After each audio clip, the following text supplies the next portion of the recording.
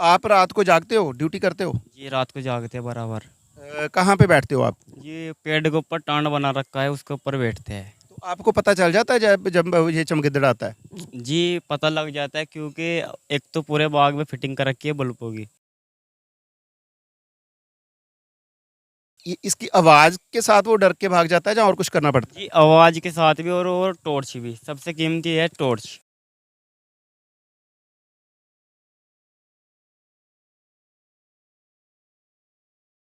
ਕਾਲ ਜੀ, ਤੁਸੀਂ ਦੇਖ ਰਹੇ ਹੋ ਜਗਬਾਣੀ ਟੀਵੀ ਤੇ ਮੈਂ ਹਾਂ ਹਰਮਨਪ੍ਰੀਤ ਸਿੰਘ।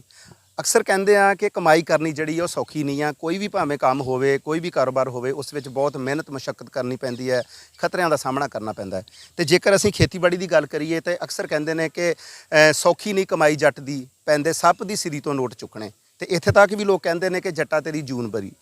ਜੇਕਰ ਖੇਤੀਬਾੜੀ ਦੀ ਗੱਲ ਕਰੀਏ ਤਾਂ ਆਮ ਤੌਰ 'ਤੇ ਖੇਤੀਬਾੜੀ ਨੂੰ ਜਿਹੜੀਆਂ ਚੁਣੌਤੀਆਂ ਨੇ ਉਹ ਕੁਦਰਤ ਦੀ ਮਾਰ ਪੈਂਦੀ ਹੈ। ਕੁਦਰਤੀ ਕਰੋਪੀਆਂ ਕਰਕੇ ਫਸਲਾਂ ਖਰਾਬ ਹੋ ਜਾਂਦੀਆਂ ਨੇ, ਜਾਂ ਕੋਈ ਬਿਮਾਰੀ ਪੈ ਜਾਂਦੀ ਹੈ, ਜਾਂ ਕੀਟ ਪਤੰਗਿਆਂ ਦੀ ਗੱਲ ਹੁੰਦੀ ਹੈ।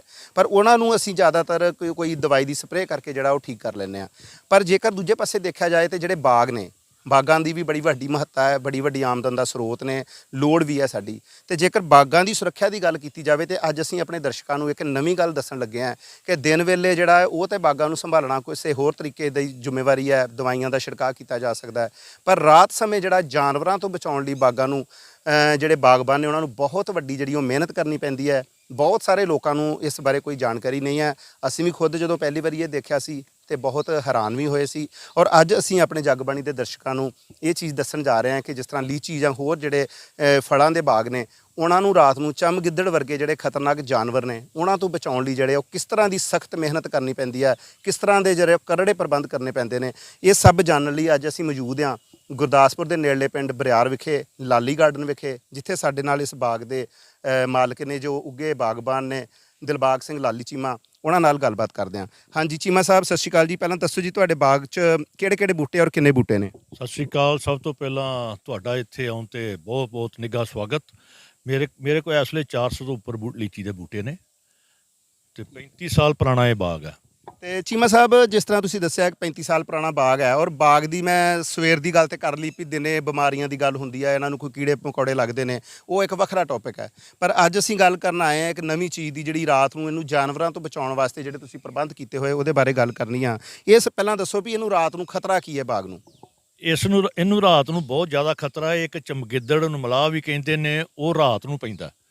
ਉਹ ਓਨਾ ਖਾਂਦਾ ਨਹੀਂ ਜਿੰਨਾ ਨੁਕਸਾਨ ਕਰਦਾ ਹੈ। ਉਹ ਤੋਂ ਬਚਣ ਲਈ ਹਰ ਬੂਟੇ 'ਤੇ ਸਾਨੂੰ ਬਲਬ ਲਾਉਣਾ ਪੈਂਦਾ, ਜਾਲੀਆਂ ਲਾਉਣੀਆਂ ਪੈਂਦੀਆਂ ਨੇ, ਰਾਤ ਲਾਈਟਾਂ ਮਾਰਨੀਆਂ ਪੈਂਦੀਆਂ ਨੇ, ਸਪੀਕਰ ਲਾਉਣੇ ਪੈਂਦੇ ਉਹਨੂੰ ਡਰਾਉਣ ਵਾਸਤੇ। ਜੇਕਰ ਅਸੀਂ ਉਹਦਾ ਬਚਾਅ ਨਹੀਂ ਕਰਦੇ ਤਾਂ ਸਾਰਾ ਬੂਟਾ ਸਾਡਾ ਵੇਸਟ ਜਾਏਗਾ। ਅੱਗੇ ਪਰਮਾਤਮਾ ਦੀ ਬੜੀ ਐਕਤੀ ਕੁਦਰਤ ਨੇ ਮਾਰ ਮਾਰੀ ਦੇ ਫਲ ਅੱਗੇ ਘੱਟ ਹੈ। ਜਿਹੜਾ ਰਹਿੰਦਾ ਖੁੰਦਾ ਫਿਰ ਉਹ ਚਮਗਿੱਦੜ ਆ ਕੇ ਰਾਤ ਨੂੰ ਉਹਨੂੰ ਡਿਸਟਰਬ ਕਰਦਾ, ਖਾਂਦਾ। ਉਹਦੇ ਵਾਸਤੇ ਬਲਬ ਅਤੇ ਲਾਈਟਾਂ ਵਾਸਤੇ ਬੰਦਿਆਂ ਰਾਤ ਡਿਊਟੀਆਂ ਲੱਗੀਆਂ ਨੇ। ਚੀਮਾ ਸਾਹਿਬ, ਇਹ ਬੜੀ ਕਹਿਣ ਨੂੰ ਸੌਖੀ ਗੱਲ ਹੈ ਕਿ ਹਰੇਕ ਬੂਟੇ ਦੇ ਉੱਤੇ ਜਿਹੜਾ ਉਹ ਬਲਬ ਲਾਉਣਾ ਪੈਂਦਾ। ਬਲਬ ਦੇ ਘਰਾਂ 'ਚ, ਕਮਰਿਆਂ 'ਚ ਲਾਉਣੇ ਆਮ ਤੌਰ 'ਤੇ ਆਮ ਬੰਦੇ ਲਈ ਬੜੇ ਔਖੇ ਹੋ ਜਾਂਦੇ ਨੇ।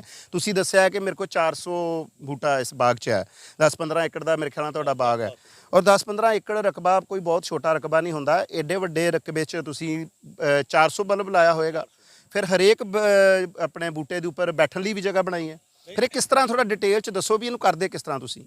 ਇਹਨੂੰ ਹਰ ਬੂਟੇ 'ਤੇ ਭਾਵੇਂ ਉਹ 'ਤੇ ਫਲ ਹੈ ਜਾਂ ਨਹੀਂ ਹੈ, ਉਹਦੇ ਉੱਤੇ ਸਾਈਡ ਮੁਤਾਬਕ ਕਿੱਧਰੋਂ ਆਉਣਾ ਉਸ ਸਾਈਡ ਮੁਤਾਬਕ ਜਿਹੜੇ ਬਲਬ ਲੱਗੇ ਨੇ। ਮਰਕਰੀ ਦੂਸਰੇ ਲਾਈਟਾਂ ਵੀ ਲੱਗੀਆਂ ਨੇ। ਚੌਥੇ ਪੰਜਵੇਂ ਬੂਟੇ 'ਤੇ ਜਾ ਕੇ ਮਣੇ ਬਣਾਏ, ਜਿੱਥੇ ਬੰਦੇ ਬੈਠ ਕੇ ਜਾ ਕੇ ਰਾਤ ਨੂੰ ਬੂਟਿਆਂ ਦੇ ਉੱਚੇ ਹੋ ਕੇ ਉੱਥੇ ਬੈਟਰੀਆਂ ਮਾਰਦੇ ਨੇ, ਸਪੀਕਰ 'ਚ ਬੋਲਦੇ ਨੇ, ਆਵਾਜ਼ਾਂ ਦਿੰਦੇ ਨੇ। ਇਸ ਤਰ੍ਹਾਂ ਕਰਕੇ ਇਹ ਸਾਰਾ ਸੈਟਅਪ ਤਿਆਰ ਹੋਇਆ ਤਾ। ਇਹ ਰਾਤ ਨੂੰ ਫਿਰ ਕਿੰਨੇ ਵਜੇ ਤੋਂ ਲੈ ਕੇ ਸਵੇਰੇ ਕਿੰਨੇ ਵਜੇ ਤੱਕ ਇਹ ਡਿਊਟੀ ਜਿਹੜੀ ਆ, ਜਿਹੜੀ ਮਿਹਨਤ ਮਸ਼ੱਕਤ ਜਿਹੜੀ ਹੈ ਚੱਲਦੀ ਰਹਿੰਦੀ ਹੈ? 9-9:30 ਵਜੇ ਸ਼ੁਰੂ ਹੋ ਜਾਂਦੀ ਹੈ ਅਤੇ ਦਿਨ ਤੋਂ ਤੱਕ ਚੱਲਦਾ 3 ਵਜੇ ਤੱਕ। ਅਤੇ 3 ਵਜੇ ਤੱਕ ਤਾਂ ਚੱਲਦਾ ਹੀ ਚੱਲਦਾ ਰਾਤ। ਇਹ ਡਿਊਟੀਆਂ ਲੱਗੀਆਂ ਨੇ ਜਿਹੜੇ ਰਾਤ ਵਿਚਾਰੇ ਜਾਗਦੇ ਨੇ। ਇਹਨਾਂ ਦਾ ਤਾਂ ਅਸੀਂ ਲੋਕਾਂ ਦਾ ਜਿਹੜਾ ਨਾ ਨਹੀਂ ਦੇਣ ਦੇ ਸਕਦੇ ਜਿੰਨੀ ਇਹ ਮਿਹਨਤ ਕਰਦੇ ਨੇ। ਚੀਮਾ ਸਾਹਿਬ, ਇਹ ਜਿਹੜਾ ਚਮਗਿੱਦੜ ਹੈ, ਇਹ ਫਿਰ ਮਤਲਬ ਕਦੋਂ ਤੋਂ ਨੁਕਸਾਨ ਸ਼ੁਰੂ ਕਰਦਾ? ਜਦੋਂ ਫਰੂਟ ਸ਼ੁਰੂ ਹੁੰਦਾ ਹੈ, ਜਾਂ ਫਲ ਤੋਂ, ਜਾਂ ਜਦੋਂ ਇਹਨੂੰ ਫੁੱਲ ਪੈਂਦੇ, ਬੂਰ ਪੈਂਦਾ? ਜਦੋਂ ਇਹਨੇ ਪੱਕਣਾ ਉਦੋਂ ਆਉਣਾ। ਕੁਦਰਤ ਵਾਲੇ ਹਜ਼ਾਰਾਂ ਦੀ ਡਾਰਾਂ 'ਚ ਆਉਂਦੇ ਨੇ। ਫਿਰ ਆ ਕੇ ਅਤੇ ਇਹ ਫਿਰ ਉੱਤੇ ਬਹਿ ਜਾਂਦਾ ਅਤੇ ਔਰ ਇਹ ਜਿਹੜਾ ਕੋਈ ਜਿਹੜੇ ਲੋਕ ਰਾਖੀ ਕਰਦੇ ਨੇ ਰਾਤ, ਇਹ ਤੁਹਾਡੀ ਟੀਮ ਹੈ, ਮੈਂ ਆਪਣੇ ਸਾਥੀ ਕੈਮਰਾਮੈਨ ਵੀਰ ਨੂੰ ਕਹਾਂਗਾ ਇਹਨਾਂ ਬਾਰੇ ਵੀ ਦੱਸਣ, ਥੋੜਾ ਜਿਹਾ ਕੈਮਰਾ ਮਾਰਨ ਵੀ ਇਹ ਸੂਰਮੇ ਨੇ ਜਿਹੜੇ ਰਾਤ ਜਾਗਦੇ ਨੇ, ਮਿਹਨਤ ਕਰਦੇ ਨੇ। ਔਰ ਭਾਈ ਇਹਨਾਂ ਨੂੰ ਤੇ ਕੋਈ ਨੁਕਸਾਨ ਨਹੀਂ ਪਹੁੰਚਾਉਂਦਾ ਜੀ ਇਹ? ਇਹਨਾਂ ਨੂੰ ਕੋਈ ਨੁਕਸਾਨ ਨਹੀਂਗਾ। ਇਹਦੇ ਰੱਖਿਆ ਕਰਨ ਵਾਲੇ ਨੇ ਵਿਚਾਰੇ ਜਾਗਦੇ, ਰਾਤ ਜਾਗਦੇ ਨੇ। ਇਹਨਾਂ ਰੱਖਿਆ ਕਰਨੀ, ਇਹਨਾਂ ਨੂੰ ਪਤਾ ਵੀ ਕਿਸ ਤਰ੍ਹਾਂ ਅਸੀਂ ਕਰਨਾ, ਕਿੱਧਰ ਨੂੰ ਆਵਾਜ਼ ਦੇਣੀ ਹੈ, ਕਿੱਧਰ ਨੂੰ ਉਹਨਾਂ ਕੇ ਦੇਖਦੇ ਉੱਤੇ ਜਿਹੜਾ ਬੰਦਾ ਬੈਠਾ ਉਹਨੇ ਇਸ਼ਾਰਾ ਕਰ ਦੇਣਾ ਵੀ ਕਾਇਮ ਹੋ ਜਾਓ, ਵੀ ਹੁਣ ਇਸ ਪਾਸਿਓਂ ਮਲਾਹ ਆਉਣ ਦੀ ਜਿਹੜੀ ਡਾਰ ਹੈ ਉਹ ਤਿਆਰ ਹੈ।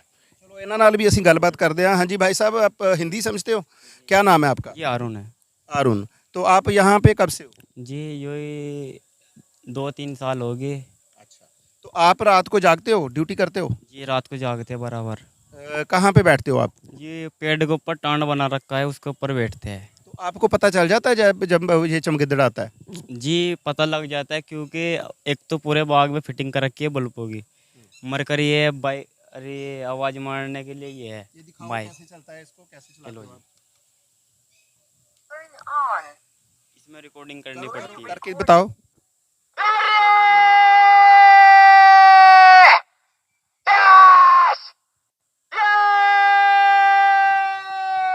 चलो बंद कर दो।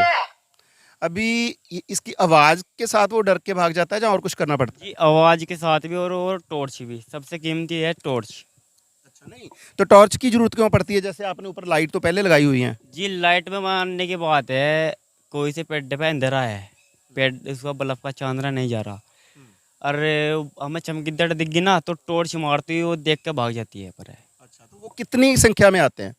ये अगर बल्ब की फिटिंग ना करे पूरे बाग की तो यही 50-60 के लिए पेट में। मतलब इकट्ठे आ जाते हैं इतने? नहीं 5-7 एक बार ही फिर। अच्छा, तो डर नहीं लगता आपको फिर? जी काम ही हमारे यही है। ओके, और भी बंदे हैं यहाँ पे, इनसे भी बात करते हैं। भाई साहब, आपका नाम क्या है? साहिब। तो आप क्या करते हो रात को? पहरा देते हैं जी। कितने घंटे देते हो पहरा? यही 6 से 7 घंटे। तो दिन में सोते हो फिर? जी तो चमगिद्दड़ देखा है अभी आपने कभी या नहीं? देखा है जी। तो क्या बोला वो? वो बोलता नहीं है जी, क्या करता है फिर? वो लीची खाता है। लीची खाता है? जी तो आप खाना दो इसको, क्यों रोक देते हो फिर? ये हमारा नुकसान है ना। कैसे होता है ना, मैं यही पूछना चाह रहा था एक्चुअली, कैसे नुकसान होता है? ये वो खाता कम है और नुकसान ज़्यादा करता है। क्या करता क्या है वो? फेंक देता है?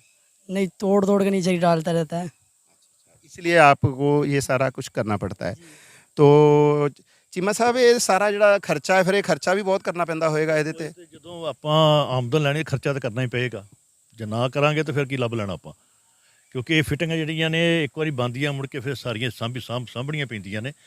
ਬਲਬ ਤੇ ਫਿਊਜ਼ ਹੋ ਜਾਂਦੇ ਨੇ, ਕਈ ਵਾਰੀ ਤਾਰਾਂ ਨੂੰ ਨੁਕਸਾਨ ਵੀ ਹੁੰਦਾ ਹੈ। ਇਸ ਤੋਂ ਬਿਨਾ ਕੋਈ ਗੁਜ਼ਾਰਾ ਨਹੀਂਗਾ। 35 ਸਾਲਾਂ ਦਾ ਤੁਹਾਡਾ ਬਾਗ ਹੈ, ਕਦੀ ਹੋਇਆ ਇਸ ਤਰ੍ਹਾਂ ਕਿ ਚਮਗਿੱਦੜਾਂ ਨੇ ਬਹੁਤ ਵੱਡਾ ਨੁਕਸਾਨ ਕੀਤਾ ਹੋਵੇ? ਜਾਂ ਇਹ ਜਿਹੜੇ ਬਲਬ ਲਾਏ ਨੇ ਤੁਸੀਂ ਕਦੋਂ ਤੋਂ ਲਾਏ ਹੋਇਆ? ਬਲਬ ਤੇ ਜਦੋਂ ਫਰੂਟ ਤੇ ਆਉਣਾ ਸ਼ੁਰੂ ਹੋਇਆ ਉਦੋਂ ਤੋਂ ਲੱਗਦੇ ਨੇ। ਨਹੀਂ ਮਤਲਬ 35 ਸਾਲਾਂ ਤੋਂ ਹੀ ਲਗਾ ਰਹੇ ਹੋ? 10 ਸਾਲ ਦੇ ਬਾਅਦ ਲੱਗਣਾ ਸ਼ੁਰੂ ਹੋ ਗਿਆ। ਜਦੋਂ ਫਰੂਟ ਵੱਧਦਾ ਤੇ ਉਦੋਂ ਲੱਗਦਾ, ਨਾ ਲਾਈਏ ਤਾਂ ਕੱਟ ਨਹੀਂ ਲੱਗਦਾ। ਤੇ ਇਹਨਾਂ ਬੰਦਿਆਂ ਨੂੰ ਕੋਈ ਟ੍ਰੇਨਿੰਗ ਦਵਾਈ ਹੋਈ ਹੈ ਜਾਂ? ਨਹੀਂ, ਇਹ ਆਪ ਹੀ ਟ੍ਰੇਨਡ ਨੇ। ਆਪ ਇੱਕ ਵਾਰੀ ਆਉਂਦੇ ਆਪੇ ਟ੍ਰੇਨਡ ਹੋ ਜਾਂਦੇ ਨੇ, ਸਾਨੂੰ ਟ੍ਰੇਨਡ ਕਰਦੇ ਸਗੋਂ। ਤੇ ਇਸ ਤੋਂ ਇਲਾਵਾ ਕੋਈ ਹੋਰ ਇਹੋ ਜਿਹੇ ਕੋਈ ਜਾਨਵਰਾਂ ਤੋਂ ਕਿਸ ਕਿਸਮ ਦਾ ਖਤਰਾ ਹੈ ਤੁਹਾਡੇ ਬਾਗਾਂ ਨੂੰ? ਇਹੋ ਹੀ ਆਉਂਦੇ ਆ ਜ਼ਿਆਦਾ, ਚਮਗਿੱਦੜ ਹੀ ਕਰਦਾ, ਹੋਰ ਕੋਈ ਨਹੀਂ। ਬਾਕੀ ਤਾਂ ਤੁਸੀਂ ਆਪਣੇ ਆਪ ਹੀ ਦੱਸਤਾ ਵੀ ਅੱਗੇ ਜੇ ਕੋਈ ਕੀੜਾ ਲੱਗਦਾ ਜਾਂ ਮੱਖੀ ਲੱਗਦੀ ਉਹਦੀ ਸਪਰੇਅ ਹੋ ਜਾਂਦੀ ਹੈ। ਇਹਦੀ ਕੋਈ ਸਪਰੇਅ ਨਹੀਂ, ਆਉਣਾ ਹੀ ਹਨੇਰੇ ਪੇ ਤੇ ਹਨੇਰੇ ਕੰਮ ਕਰਕੇ ਗਾਂਹ ਜਾਣਾ ਇਹਨੇ। ਸਾਇੰਸ ਨੇ ਇੰਨੀ ਤਰੱਕੀ ਕੀਤੀ ਹੈ, ਬੜੇ ਸਾਇੰਸਦਾਨ ਸਾਡੇ ਜਿਹੜੇ ਖੇਤੀਬਾੜੀ ਦੇ ਨੇ, ਬਾਗਾਂ ਦੇ ਨੇ, ਫਰੂਟਸ ਨਾਲ ਸੰਬੰਧਿਤ ਬਹੁਤ ਨਵੀਆਂ ਨਵੇਂ ਜੰਤਰ ਕੱਢੇ ਨੇ, ਦਵਾਈਆਂ, ਖਾਦਾਂ, ਹਰ ਚੀਜ਼ ਦੀ ਕਾਢ ਹੈ।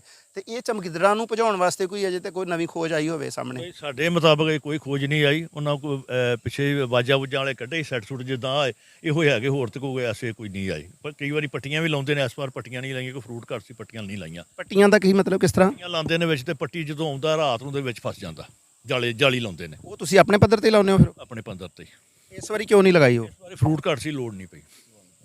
ਚਲੋ, ਸੋ ਸਾਡੇ ਜਿਹੜੇ ਜਗਬਾਣੀ ਦੇ ਦਰਸ਼ਕਾਂ ਨੇ ਖੁਦ ਦੇਖਿਆ ਹੈ ਕਿ ਇਸ ਬਾਗ ਨੂੰ ਬਚਾਉਣ ਵਾਸਤੇ ਜਿਹੜਾ ਹੈ ਉਹ ਇੱਕ ਕਿਸ ਤਰ੍ਹਾਂ ਦਾ ਕੰਮ ਹੈ ਕਿ ਮੈਨੂੰ ਲੱਗਦਾ ਨਹੀਂ ਵੀ ਕਿਸੇ ਨੇ ਕਦੀ ਇਹ ਸੋਚਿਆ ਹੋਏਗਾ ਵੀ ਇੱਕ ਬਾਗ ਨੂੰ ਬਚਾਉਣ ਵਾਸਤੇ ਜਿਹੜਾ ਵਾ ਉਹ ਪੂਰੀ ਰਾਤ ਜਿਹੜਾ 400 ਦੇ ਕਰੀਬ ਬੂਟਿਆਂ ਦੇ ਉੱਪਰ ਵਿਅਕਤੀ ਬੈਠ ਕੇ ਉਹਦੀ ਰਾਖੀ ਜਿਹੜੀ ਉਹ ਕਰਦੇ ਨੇ। ਆਮ ਤੌਰ ਤੇ ਇਹ ਤੇ ਅਸੀਂ ਸਾਰੇ ਸੁਣਦੇ ਰਹੇ ਹਾਂ ਕਿ ਕੋਈ 1 ਜਾਂ 2 ਚੌਕੀਦਾਰ ਜਿਹੜੇ ਨੇ ਉਹ ਫਲ ਫਰੂਟ ਦੀ ਜਾਂ ਹੋਰ ਸਮਾਨ ਦੀ, ਖੇਤਾਂ ਦੀ ਰੱਖਿਆ ਕਰਦੇ ਆ।